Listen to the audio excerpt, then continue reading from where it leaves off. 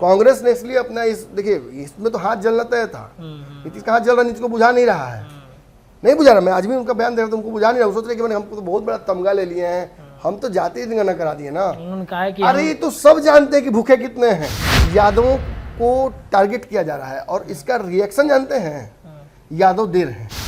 ना आपके पास कोई नौकरी है, ना आपके पास नौकरी सृजन करने का कोई स्ट्रैटेजी है। औद्योगिक क्रांति तो आप कर नहीं रहे हैं, आर्थिक क्रांति और आर्थिक सर्वेक्षण आप कर नहीं रहे हैं। आप तो केवल जातीयता में फंसे हुए थे। आप तो सोचे कि इस वोट बैंक को अपने पाले में कर लेंगे। 37% ईबीसी कहाँ जाएगा, आज तक तो हम ही को फॉलो किया है। लेकिन अब 37% अपना वो अलग मान रहा है।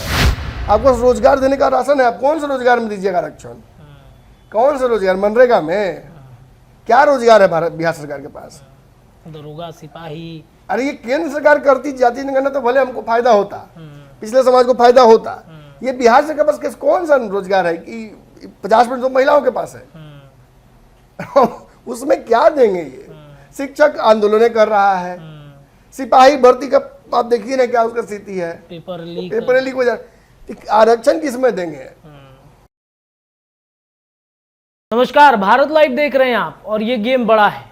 बिहार में जाति आधारित जनगणना, इसकी रिपोर्ट तो आ गई है, सार्वजनिक हो चुका है रिपोर्ट। और इस रिपोर्ट के सार्वजनिक होने के साथ बिहार के राजनीति में कई तरह के बदलाव भी देखने को मिल रहे हैं। जहां एक तरफ चर्चा चल रही है कि उप मुख्यमंत्री का चेहरा बदल दिया जाना चाहिए, तो वहीं चर्चा नीतीश कुमार यानी मुख्यमंत्री के चेहरे बदलने की भी चल रही है। क्योंकि जाति आधारित जनगणना की जो रिपोर्ट आई है, इस रिपोर्ट के अनुसार एक तरफ जहां अल्पसंख्यक समुदाय है, दूसरी तरफ जहां पिछड़ा अति पिछड़ा है, तो वहीं अब चर्चाएं इस बात की होने लगी है कि जो ईबीसी समाज है, उस समाज की जो आंकड़े आए हैं, उस आंकड़ों के अनुसार बिहार में मुख्यमंत्री का चेहरा ईबीसी समाज से होना चाहिए।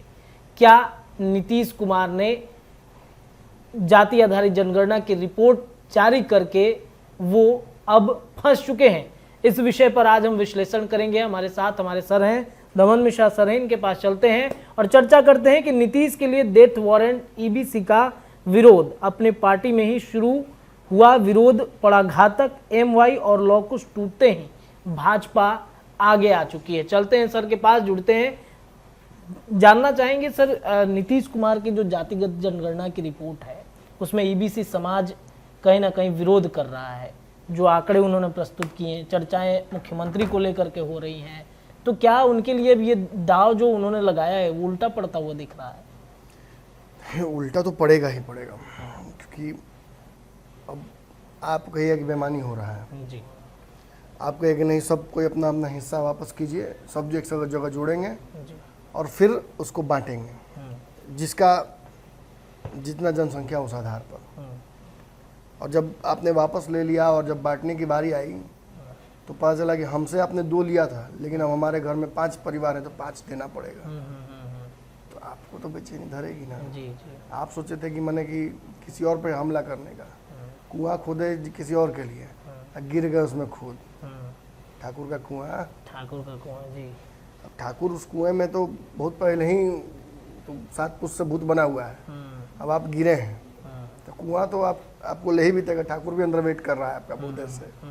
लेकिन जोक सपाट, सच्चाई यही है कि ईबीसी समाज ही वो समाज है जो सबसे दबा और कुचला और सबसे पिछड़ा है। इसकी आबादी ज़्यादा होने के बावजूद भी इसे मुख्य धारा में कभी मौका नहीं मिला। ये आजकल के धोखेबाज, डबल स्टैंडर्ड, हिंदी में तो नहीं बोल सकते इस बात को, नेता ये कभी भी नहीं मानेंगे ना कि इनकी जातियां अब काफ़ी सुधर गई हैं, उनकी व्यवस्था। ये आरक्षण के लिए लड़ते रहेंगे और इनके समाज के लोग आंख मूंद के, जैसे फिलिस्तीन पर कुछ खास मुसलमान वर्गों को मैं देख रहा हूँ कि छाती पीट रहे हैं। कल एक बेवकूफ़ वो रिजवान इतना अच्छा खेला उसने, पाकिस्तान का बैट्समैन, वो लिख रहा है कि ये सेंचुरी में गाजा को डेडिकेट करता हूँ। तो गाजा को डेडिकेट क्यों कर रहे हो? गाजा में जाके सेवा ना देना चाहिए। बंदूक जो आटा चावल दाल अपने देश में घटा हुआ है वो बच्चा कुचा भी पहुँचा दो वहाँ, क्योंकि वहाँ आपके वेट कर रहे हैं। ये कितनी बुरी बात है कि एक टेररिस्ट ऑर्गेनाइजेशन एक टेररिस्ट घटना करता है और आप टेररिस्ट के साथ खड़े हैं। भारत सरकार कहाँ बैठी हुई है? आईसीसी कहाँ बैठा हुआ है? क्या ऐसे मूर्ख को यहाँ से हटाकर नहीं हटाना चाहिए?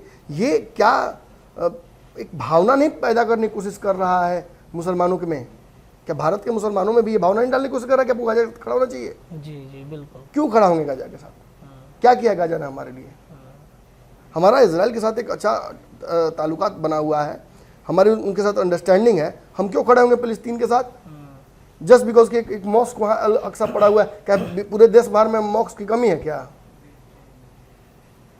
और उनसे आपका क्या लेना देना? वो तो आपको, आप वहाँ के मुसलमान तो यहाँ के मुसलमानों को मानते तक नहीं है मुसलमान, तो ये समझ रहे हैं, द्वयम दर्जे के मुसलमान मानते हैं और वो छाती पीट रहे हैं। ये सब प्रोपेगेंडा है जी। यही प्रोपेगेंडा चाइनीज मीडिया भी फैलाने की कोशिश कर रहा है। मैं देख रहा हूँ कई लोगों को जो पहले भी आरोपित रहे हैं चाइनीज मीडिया के नाम पर, वो भी फिलिस्तीन, आई सपोर्ट फिलिस्तीन, आई सपोर्ट फिलिस्तीन कर रहे हैं, जबकि सच्चाई है कि फिलिस्तीन ने सारी मानवता की हदें पार कर दी हैं संसार करने की। आखिर इसमें मैं अब नहीं पढ़ सकता हूँ, जैसे मैंने कल समझाने की कोशिश की, कल एक कन्फ्यूजन भी हो रहा था कुछ लोगों को। मैंने जब कहा कि किसी किताब में ये नहीं लिखा सकता धर्म के कि दूसरे धर्म वालों को मार दो या दूसरे धर्म वाले काफिर होते हैं, मैंने उसमें कुरान का नाम नहीं लिया था।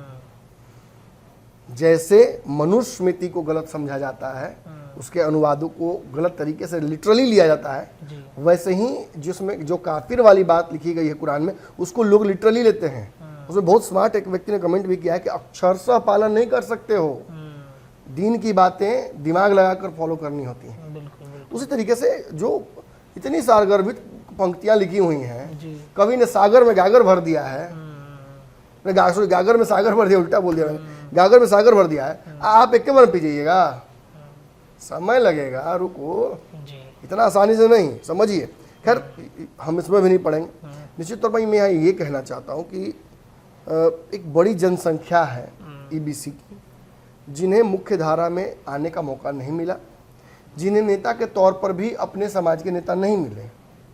जेपी जिस समाज की बात करते थे, कर्पूरी जिस समाज की बात करते थे, गांधी जिस समाज को अछूत उन्होंने बनाया, वो समाज ये ओबीसी 2 वाले नहीं हैं, वो यादव कुर्मी कुशवाहा नहीं है। कई कुशवाहा लड़के मुझे फोन कर रहे हैं कि बिल्कुल सही कह रहे हैं सर आप, हक तो हम ही लोगों ने मारा है और हमारे साथ भी हकमारी हो रही है, तो ये होने थोड़े देंगे। और ये बात वो कह रहे हैं कि हाँ हमारे समाज में सबसे पिछड़ा तो वही लोग हैं, तेली, नोनी, साहू, कानू, इन लोगों को जब हम देखते हैं तो सच में उनकी स्थिति ठीक नहीं है जी। तो उनको उठाना जरूरी है। आज माली, चंद्रवंशी, इनको उठाना जरूरी है, आज मलाह को उठाना जरूरी है। आज इनके नेता जब छोटे छोटे समूहों के नेता जब बन रहे हैं जी जी। तो पता चल रहा है कि इनका वोट तो बहुत बड़ा था, ये लालू जी के पीछे पीछे घूम रहे थे, इनका वोट तो बहुत बड़ा था, इनको कभी मुख्यमंत्री नहीं बनाया नीतीश कुमार ने, लेकिन कुशवाहा तो पीछे पीछे घूम रहे थे, इनका वोट तो और बड़ा था, लेकिन ये तो लवकुश में भी नहीं आते हैं, आई लवकुश के नाम पर वोट दे रहे थे। भेद खुल गया, जातिगत जनगणना की रिपोर्ट, ये भ्रम टूटा। और ये भ्रम टूटने का फायदा किसको मिलेगा? देखिए भाजपा को मिले न मिले, इन जातीय समूह को तो मिलेगा। ईबीसी के नेताओं का जो गुस्सा है, पटना में भी हमने देखा, तेली समाज का एक कार्यक्रम हुआ, सुनील कुमार पिंटू वहां पहुंचे और उन्होंने पार्टी लाइन से अलग हटकर उसका समर्थन किया और पार्टी ने उन्हें मैंने एक तरह से क्या साबित कर दिया कि माने वो पार्टी विरोधी हैं, भाजपा में चले जाएंगे, ये सारे तोहमत लगा दी एक ही दिन में। एक ही दिन में दुश्मन बना दिया, क्या है कि अपनी जात की बात कर दिया। आप जात की बात कीजिए तो गलत नहीं, और अगर सुनील पिंटू अपनी जात की बात कर दे, हक मांग दे तो गलत। ईबीसी माने हक मांगता है तो दुख होता है, ईबीसी हक मांगता है तो छाती पे सांप लौटता है। ईबीसी अपना हक मांग रहा है तो ईबीसी ये हो गया, विभीषण हो गया, तुम ही गंगा में नहाए हुए हो, तुम ही दूध के धुले हुए हो। जो ईमानदारी से अपना हक लिया है आपने, वैसी ईमानदारी से अब हक आप दीजिए, ईबीसी को देना पड़ेगा। कांग्रेस ने इसलिए अपना देखिए इसमें तो हाथ जलना तय था, नीतीश का हाथ जल रहा, नीतीश को बुझा नहीं रहा है, नहीं बुझा रहा। मैं आज भी उनका बयान दे रहा था, उनको बुझा नहीं रहा। सोच रहे कि मैंने हमको तो बहुत बड़ा तमगा ले लिए हैं, हम तो जातीय जनगणना करा दिए ना। अरे ये तो सब जानते हैं कि भूखे कितने हैं। 100 लोग अगर एक साथ खड़े हों और सब में असंतोष हो कि भाई हम आज भूखे पेटे, एक रोटी कम खाएं, हम 2 रोटी कम खाएं, पल्ला एक डिब्बा कम खाएं, और आप एक सबका भूख का एक बार जनगणना कर लो, और कलेक्टिव भूख पता चलता है कि 100 आदमी है लेकिन 200 आदमी और का भूख है। अब दीजिए, अब बनाइए। अरे आपके पास पेट भरने का राशन है जी, आपको रोजगार देने का राशन है, आप कौन से रोजगार में दीजिएगा आरक्षण? कौन से रोजगार? मनरेगा में क्या रोजगार है भारत बिहार सरकार के पास? दरोगा, सिपाही। अरे ये केंद्र सरकार करती जाति जनगणना तो भले हमको फायदा होता, पिछले समाज को फायदा होता, ये बिहार सरकार के पास कौन सा रोजगार है कि 50% तो महिलाओं के पास है। उसमें क्या देंगे ये? शिक्षक आंदोलन कर रहा है, सिपाही भर्ती का आप देखिए ना क्या उसका स्थिति है, पेपर लीक हो जा, आरक्षण किसमें देंगे?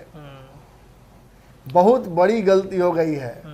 ये अच्छा हुआ है, हम देखिए बाकी समाज के लिए बहुत अच्छा हुआ है, एक दो समाज छोड़कर बाकी सबके लिए अच्छा हुआ है। जिस तरीके से फिलिस्तीन पर मुसलमानों को मैं देख रहा हूँ कि बिना मतलब का माथा पीट रहे हैं, कई मुसलमान को नहीं कहूँगा, कुछ मुसलमान अजब तरीके की मतलब अजब परिस्थितियाँ हैं भाई, गजब सेलेक्टिव व्यूअरशिप है।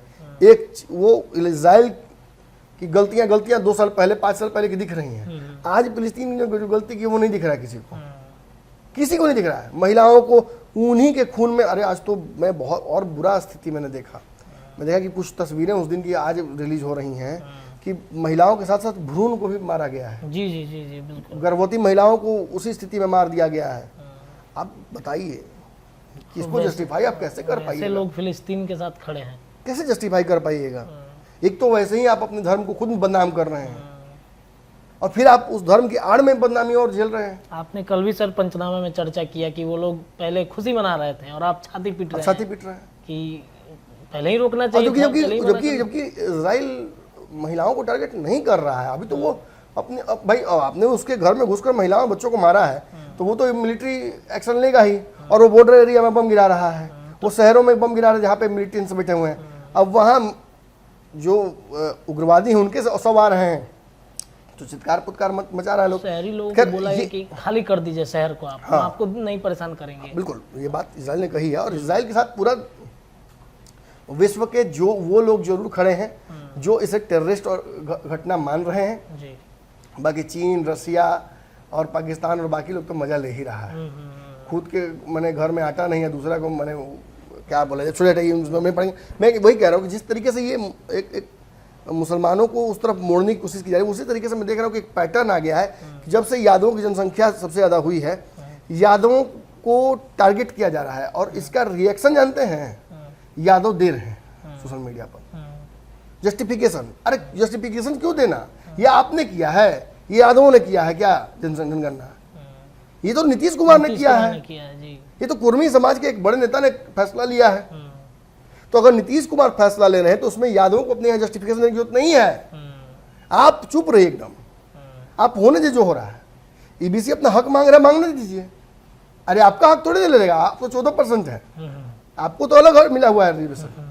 ये अपने हक की मांग कर रहे हैं कुर्मी से, जो जाति कम है और जिसको आरक्षण का फायदा ज्यादा मिल रहा है उनके हिसाब से, तो उसको करने दीजिए। अब बीच में आइएगा तो पता ही एक बीच में से क्या होता है।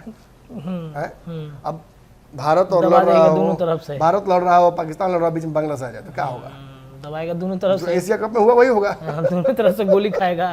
तो निश्चित तौर पर यही हुआ। और ये मैं कहना चाह रहा था कि देखिए जो ईबीसी समाज के नेता हैं उनको कोई किसी ने ये नहीं कहा कि आप या भाजपा उनके पीछे नहीं खड़ी है। आप ये नहीं कह सकते हैं कि हर ईबीसी समाज के नेता जब खड़ा हो रहा है कि अरे वो तो भाजपा ही है ना, वो भाजपा से मिला हुआ है इसलिए वैसा कर रहा है। क्यों?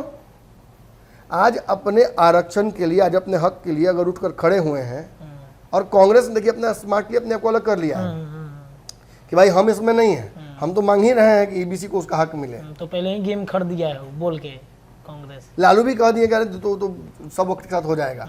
फंस गए आप, ना आपके पास रणनीति है आगे कैसे हक देंगे, ना आपके पास कोई नौकरी है, ना आपके पास नौकरी सृजन करने का कोई स्ट्रैटेजी है। औद्योगिक क्रांति तो आप कर नहीं रहे हैं, आर्थिक क्रांति और आर्थिक सर्वेक्षण आप कर नहीं रहे हैं। आप तो केवल जातीयता में फंसे हुए थे। आप तो सोचे कि इस वोट बैंक को अपने पाले में कर लेंगे। 37% ईबीसी कहाँ जाएगा? आज तक तो हम ही को फॉलो किया है, लेकिन अब 37% अपना वो अलग मान रहा है और आप इसमें फंस गए हैं। और सवर्णों को भी बड़ा हथियार मिल गया है कि हाँ भाई ये बात तो सही बोल रहे हैं कि आप हुआ है हकमारी। तो जब सवर्णों ने हकमारी किया तो अब आप हकमारी कर रहे हैं। BC2 वाले अब BC1 को दीजिए मौका, और पूरा सवर्ण जाति खड़ा है ईबीसी के साथ। आज तेली, माली, मलाह के साथ सवर्ण खड़ा है। पीछे राजपूत, भूमिहार, लाला सब खड़े हैं क्या एकदम, कर रहा है, ईबीसी तुम अपना हक लो, हम तुम्हारे साथ हैं। साथ है। हाँ। तो भाई उधर 37% है, उसमें आप जोड़ लीजिए सवन का 11-15%, हाँ जी 12% मान 15% मान लीजिए ना, वो तो जब जोड़ ही दिए तो जोड़ दिए। हाँ और 15%। सुन लीजिए, और उसमें फिर मुसलमानों की जनसंख्या जोड़िए, क्योंकि मुसलमान कह रहे हैं मेरा मुख्यमंत्री होना चाहिए, 17% तो मेरा है, और उसमें 5% के आसपास सवर्णों में जोड़ दिया गया है। तो ये सारा जोड़कर हमारी तरफ कीजिए, यानी मुस्लिम नाराज है, ईबीसी नाराज है, साथ कौन है, साथ केवल कुर्मी और यादव है, यादव है। क्योंकि वहां भी कुशवाहा सटक चुके हैं। वहाँ भी कुशवाहा नेता भी विरोध में है वहाँ से। आप सोचिए कि अब कितना मुश्किल हो गया नीतीश कुमार के लिए। कागज पे लग रहा है कि नीतीश कुमार ने तो क्या तीर मार दिया है। ये वही स्थिति है नीतीश के पार्टी की तरह ही, कि खुद के विधायक कम है लेकिन सरकार में ताकत मजबूत है। बिहार में खुद के विधायक कम है लेकिन देश के प्रधानमंत्री बनने की कोशिश कर रहे हैं। आइडियाज बहुत बड़े बड़े हैं उनके पास, एग्जीक्यूशन का कोई प्लान और कोई स्ट्रैटेजी नहीं है। आज कहीं ना कहीं हम अपने चैनल पर एक डिबेट करने जा रहे हैं, जो कि 10-15 मिनट शुरू होगी। 4 बजे से हम शुरू कर रहे हैं इस डिबेट को। उस डिबेट में हम चर्चा ईबीसी पर ही करने जा रहे हैं। चलिए, तो चर्चाएं होंगी ईबीसी आरक्षण को लेकर के, जो मांग उठ रही है, ईबीसी अपना हक मारी करने के लिए जो बातें कह रहे हैं। ऐसे में क्या नीतीश कुमार ने जाति आधारित जनगणना करके उनका ही दाव उनके ऊपर में अब भारी पड़ता हुआ दिख रहा है। फिलहाल गेम बड़ा में इतना ही। ऐसे ही तमाम चर्चाएं करते रहेंगे। देखते रहिए भारत लाइव, और जो हमारा डिबेट कार्यक्रम है उसे आप जरूर देखिए। 4 बजे से फेसबुक, यूट्यूब दोनों जगह पे लाइव रहेगा। बहुत बहुत धन्यवाद। अगर ये वीडियो पसंद आई और वह बिहार के राजनीति और बिहारियत से सरोकार रखेनी तो सब्सक्राइब बटन दबा के चैनल के सब्सक्राइब कर ली। ओजे एगो घंटी बा, ओकरा बटन दबा देला से कुल सटीक और मारक खबर रुआ मुफ्त में मिल जाई। अगर रुआ पत्रकारिता के हमनी के नया प्रयोग में सहयोग कर चाहतानी तो ज्वाइन बटन दबा दी। पेटीएम नंबर नोट कर ली 9386816700। धन्यवाद।